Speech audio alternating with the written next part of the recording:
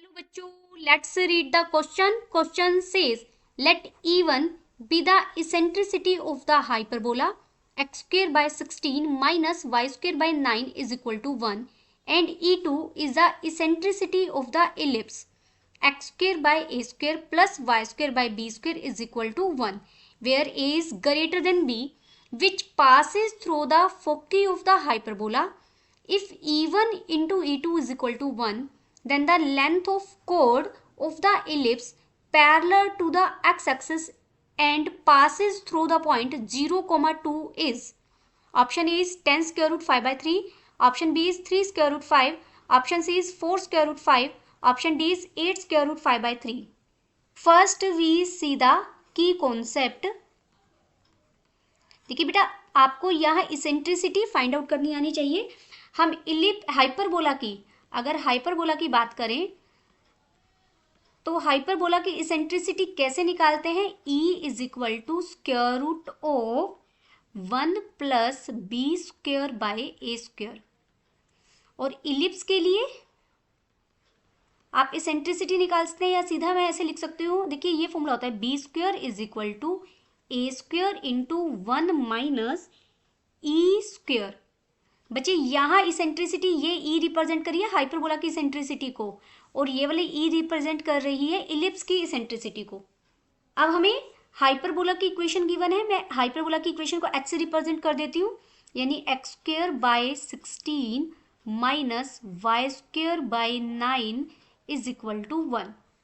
और इलिप्स को ई से रिप्रेजेंट कर रहे हैं x square by a square plus y square by b square is equal to 1.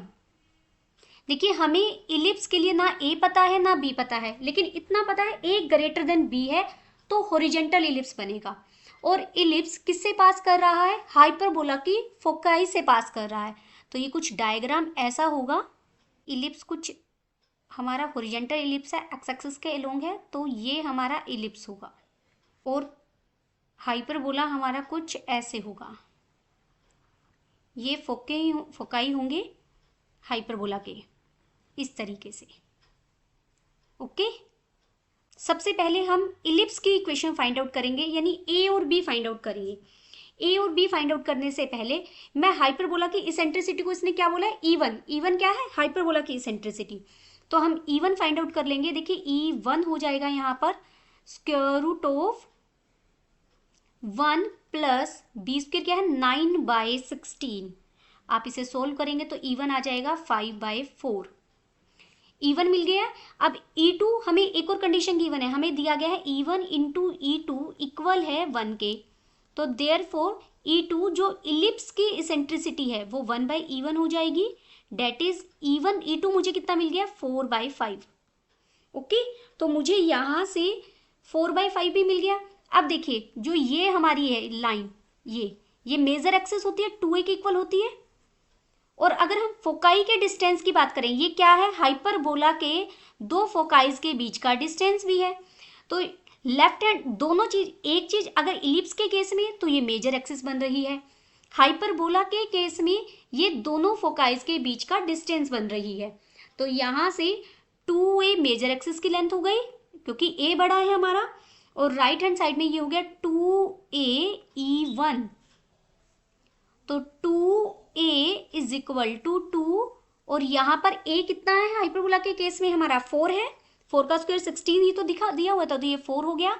और E1 अभी हमने फाइंड आउट किया है 5 बाई 4 था ना, तो ये 4 से 4 कट जाएगा, इस 2 से 2 कट जाएगा. ये मुझे इलिप्स के लिए जो a यूज है उसकी वैल्यू मिल गई. अब a की वैल्यू मिल गई तो हम b भी फाइंड आउट कर सकते हैं. देखिए b कैसे फाइंड आउट करेंगे? B square is equal to, हमने के कॉन्सेप्ट में फॉर्मूला लिखा है, मैं सीधा यहाँ फॉर्मूला यूज कर रही हूँ. a की का स्क्वायर 25 हो जाएगा. 1 माइनस E1 भी हमने निकाल लिया, E1 का स्क्वायर हो जाएगा 16 बाई 25. यहाँ से आप सोल्व करेंगे तो b आपको मिल जाएगा 3. अब मुझे a और b दोनों मिल गई, a और b दोनों मिल गए, इसका मतलब इलिप्स की इक्वेशन मिल गई. Therefore equation of ellipse, equation of ellipse क्या हो गई यहाँ पर? X square by a square, यानी 5 का स्क्वायर भी लिख सकते हैं 25, plus y square by b square that is 3 का स्क्वेयर इज इक्वल टू 1। अब मुझे इस इक्वेशन ऑफ इलिप्स मिल गई। अब अगली बात पर चलते हैं, हमें length of code find out करनी है इलिप्स की। इलिप्स के कोड की लेंथ निकालनी है जो एक्स एक्सिस के पैरेलल है और इस पॉइंट से पास हो रही है। ये पॉइंट अगर आप देखेंगे तो ये किस लाइन को रिप्रेजेंट करे, 0 और 2 से एक्स एक्सिस के पैरेलल लाइन। तो ये कोई यहाँ से मान लीजिए ये जा रही है, तो जो ये कोड है यहाँ से, ये जो कोड मैंने बनाई है बच्चे, ये y इज इक्वल टू 2 है और ये एक्स एक्सिस के पैरेलल है।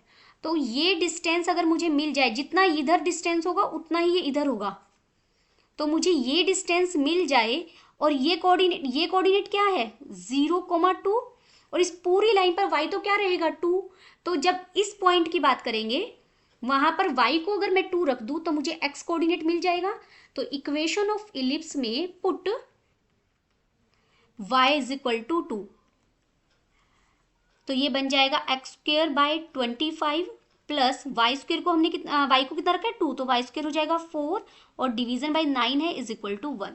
यहाँ से मुझे x के 2 कोऑर्डिनेट मिलेंगे, x की वैल्यूज मिलेंगी plus minus 5 square root 5 by 3।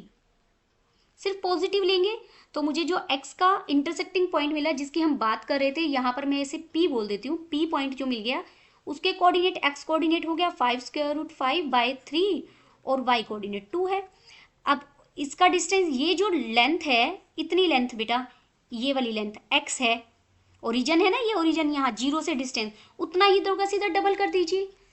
Therefore length of code आप डिस्टेंस फॉर्मूला से फाइंड आउट कर सकते हैं। डिस्टेंस फॉर्मूला से टफ हो जाएगा थोड़ा, लेंथ ऑफ कोड डायरेक्ट पता लग रही है हमें, 2 टाइम्स ऑफ जो ये डिस्टेंस है 5 square root 5 by 3 that is 10 square root 5 by 3।